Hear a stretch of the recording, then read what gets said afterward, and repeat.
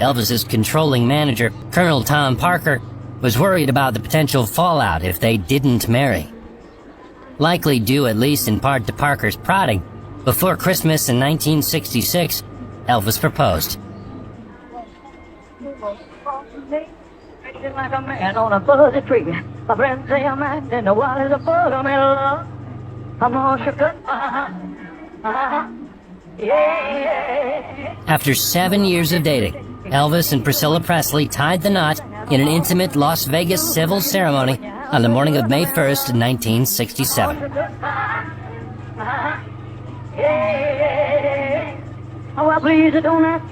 The wedding, which lasted only 8 minutes, was organized by Elvis's longtime manager, Colonel Tom Parker, who reportedly believed that the couple living together out of wedlock was hurting Elvis's image. He asked me to be the best man. He told me, Yeah. I don't want to get married, but I'm being forced to. Yeah. Because Elvis's lifespan with a woman was anywhere from 2 to 4 years. I need to interject. It wasn't because he didn't love her. No. He did love He her. cared. He didn't want to get Sure married he did. because he shouldn't have been married. He No. didn't want to No, I know marry. that. Yeah, that's the key. She knew what she was getting into after she was here for maybe 6 months. Well, she was in the whirlwind. There's no doubt about that. Once she had a ring on her finger is when she tried to separate Elvis from us. That's a good point. Because the fact of the matter is, we would have loved to spend more time with our families. Yeah. But, Well, but he insisted, as you all know, he insisted that we be there. That's right. He really gave her no choice because he didn't. Her ass leave her had more alone so time than a much. good ear blend. I think he tried. He left her Listen, alone a I lot. think he tried, and and right after they got married, remember that he cut back on the group. So I think he was trying to make that change. Colonel liked to change. Priscilla liked to change to some degree. She would like to cut it down, but he didn't like it. The Rockers' cook allegedly said that she found Elvis crying about the wedding, and when she asked why he couldn't cancel it, he said, "I don't have a choice." Following the reception, Elvis and Priscilla boarded a private jet and enjoyed a short honeymoon in Palm Springs. On May 4th, they flew back to Memphis and retreated to their secluded ranch just over the Mississippi state line for a 3-week break. Many of Elvis's inner circle joined them, although for the most part the couple were left alone and could enjoy each other's company without the intrusion of the Memphis Mafia. "I loved playing house," she later remarked, adding, "Here was an opportunity to take care of him myself. No maids or housekeepers to pamper us." Their wedding night was the first time the couple went all the way. Priscilla also got pregnant right away, which made Elvis worry about how fatherhood would affect his career. Daughter Lisa Marie was born on February 1st, 1968, 9 months after her parents' wedding.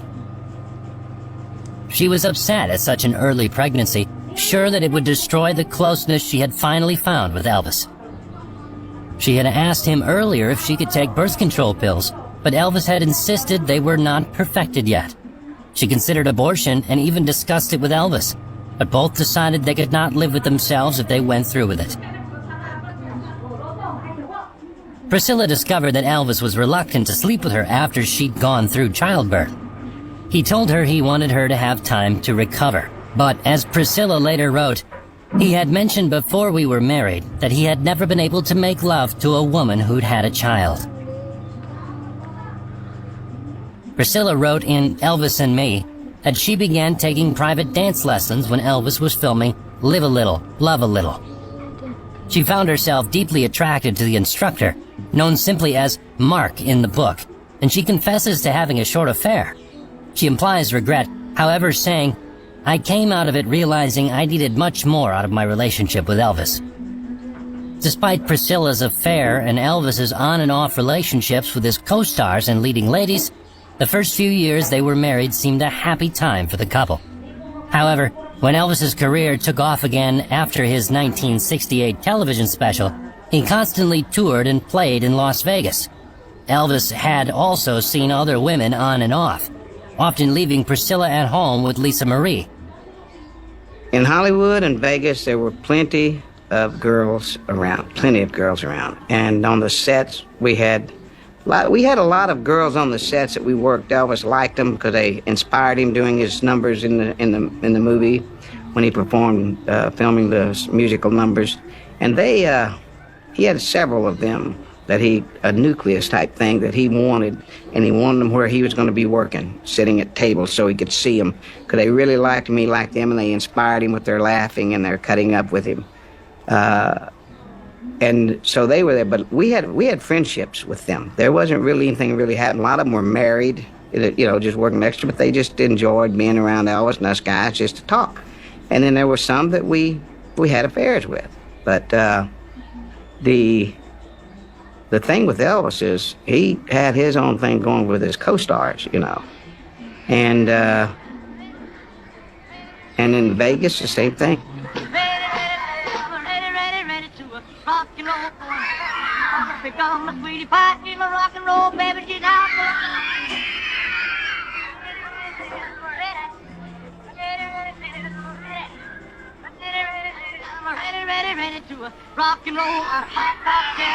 He had ladies there also that he would bring in. He'd take them on tour. He'd meet them in Vegas, Lake Tahoe. He spotted one there that she looked like she was 20, 21 years old, and she was really like 25 or 26. And we found out later when Elvis told us how old, 'cause I just thought that's how old she was. She was very pretty. We were walking off the stage after he finished his number. "Sonny, did you see that girl?" I said, "I got her covered, boss." I knew exactly which one he was talking about. So I went back out there. Her name was Paige. And I asked her, I said, "Paige?" At the time I introduced myself, she told me her name. I said, "Paige, would you like to meet Elvis?" She looked at me and she said, "How would I meet him?" I said, "Well, I work for him." And I said, "He asked me if you'd like to come backstage and say hi to him." She said yes. I took her back there. And she was as sweet and wonderful as she could be, and Elvis just flipped over. He really liked her. So she spent some time with him there in Tahoe, and then we went to Palm Springs. He'd fly her into Palm Springs. He'd fly her into Vegas. So it was, he had his way of getting his situation under control. We had ours.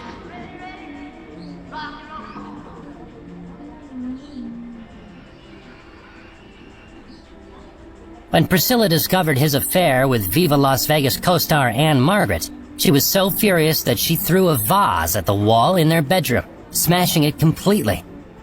Elvis then hurled Priscilla on their bed and told her, "I want a woman who's going to understand that things like this might just happen. Are you going to be her or not?" It was hard for Priscilla as she was not getting intimate with Elvis.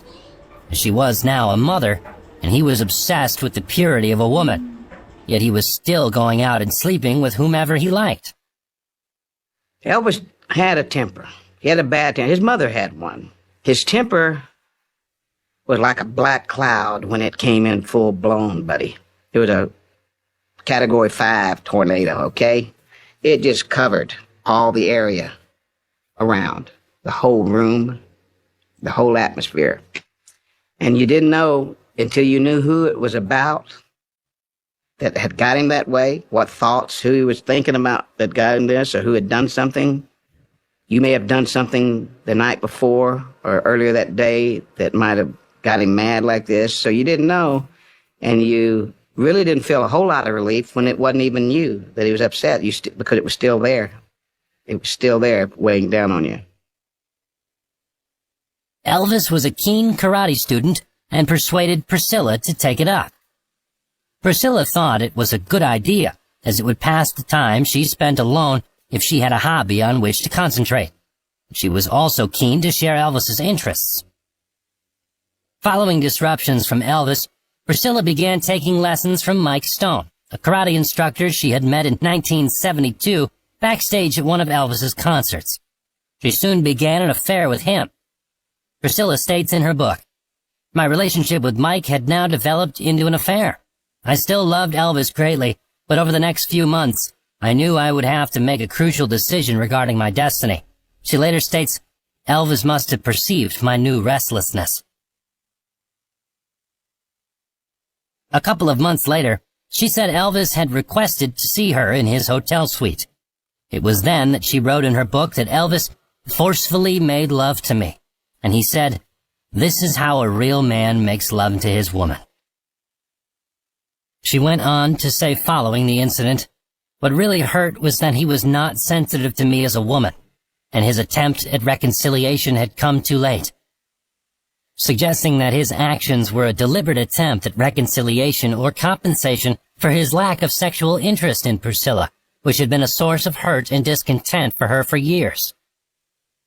She later expressed the personal repercussions of their sexual dysfunction, saying, "I am beginning to doubt my own sexuality as a woman. My physical and emotional needs were unfulfilled." After this incident, Priscilla summarized, "This was not the gentle, understanding man I grew to love." Well, his behavior really changed a bit. Primarily, I think, at a boredom.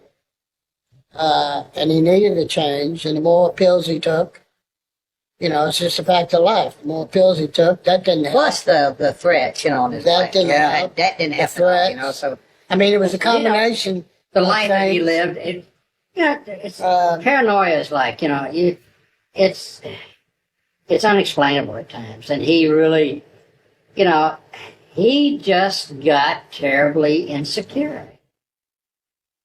Over the years, and with Elvis's growing addiction problems, Priscilla realized that as a married couple, they couldn't spend more time together.